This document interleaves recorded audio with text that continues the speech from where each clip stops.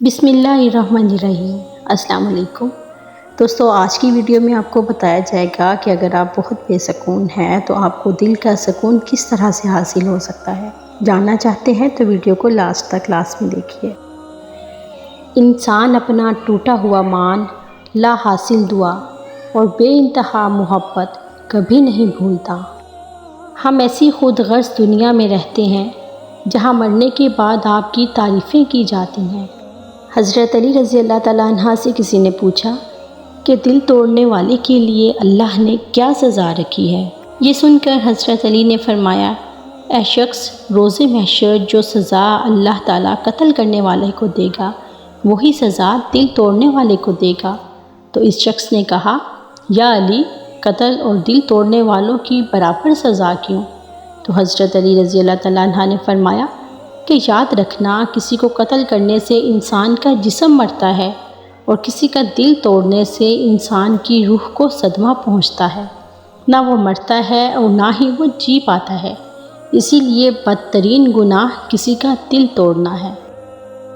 اگر تمہیں زندگی کی حقیقت معلوم ہو جائے نا تو بے شک تم کوئی اور ساتھی نہ چنو گے سوائے اللہ اور اس کی محبت کے۔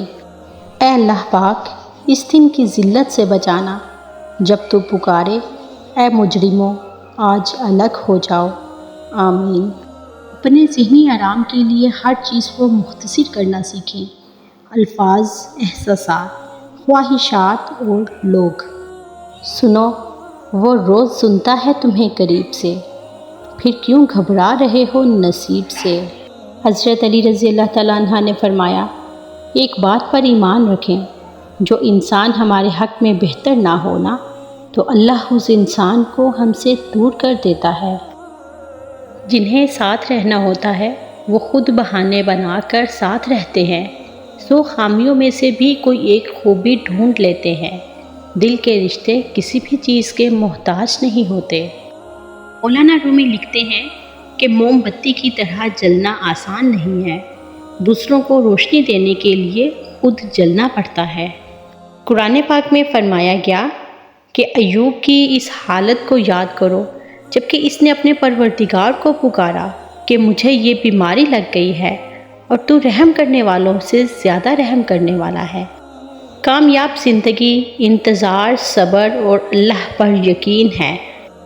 مطلب کی دنیا ہے، یہاں سنتا نہیں فریاد کوئی، ہنستے ہیں سب لوگ جب ہوتا ہے برباد کوئی۔ اطمینان کامل۔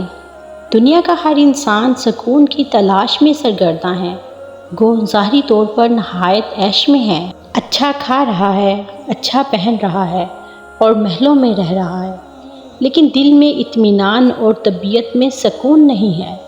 معلوم ہوا کہ اطمینان جسم کے عیش اور آرام کا نام نہیں بلکہ اس کا تعلق قلب سے ہے۔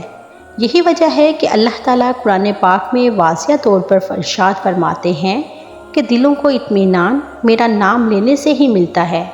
اگر دنیاوی راحت اور آرام اور جسمانی آزائشوں کے باوجود کسی کے دل کو اطمینان نہیں نصیب ہوتا تو اس کا یقینی مطلب یہ ہے کہ یہ شخص کسی نہ کسی گناہ میں ملوث ہے۔ گناہوں کی آلودگی کے ساتھ قلب کو اطمینان کامل ہرگز حاصل نہیں ہو سکتا۔ اگر اطمینان کامل حاصل کرنا چاہتے ہو نا تو کامل متقی بن جاؤ اور 100% تقویٰ پر 100% اطمینان قلب پا جاؤ۔ اگر تم دل کا سکون چاہتے ہو نا تو اپنے رب کی عبادت کیا کرو، کیونکہ سکون دینا اس کے ہاتھ میں ہے، اور اچھے اعمال کیا کرو تاکہ تمہارا رب تم سے راضی رہے۔ خدا را زندگی میں سکون چاہتے ہیں تو دل سے ہر زیادتی کرنے والے کو معاف کر دیں، کیونکہ وہ دکھ جو آپ نے برداشت کیا اسے دل میں رکھنے سے سب سے زیادہ نقصان آپ ہی کا ہے۔ دکھ آپ کو اپنی زندگی کے ارد گرد اللہ تعالیٰ کی نعمتوں کو دیکھنے کی صلاحیت چھین لیتا ہے، اور اگر آپ اپنے ساتھ زیادتی کرنے والوں کو معاف کر دیں گے نا تو آپ کی زندگی میں وہ روشنی کا دروازہ کھل جائے گا جس سے آپ کا آنے والا کل روشن ہو جائے گا اور آپ بہت سکون اور اطمینان محسوس کرنے لگیں گے۔ اگر دل کا سکون چاہتے ہو نا تو محتاج لوگوں کی مدد کیا کرو، دیکھو کتنے محتاج ہیں۔ اللہ تعالیٰ آپ تمام لوگوں کو اپنی تمام رحمتوں سے نوازے، آمین۔ تمام ناظرین سے گزارش ہے کہ اللہ کے 99 ناموں میں سے ایک نام کومنٹ باکس میں لازمی لکھیے اور اپنی محبت کا اظہار کیجیے۔ شکریہ۔ اللہ حافظ۔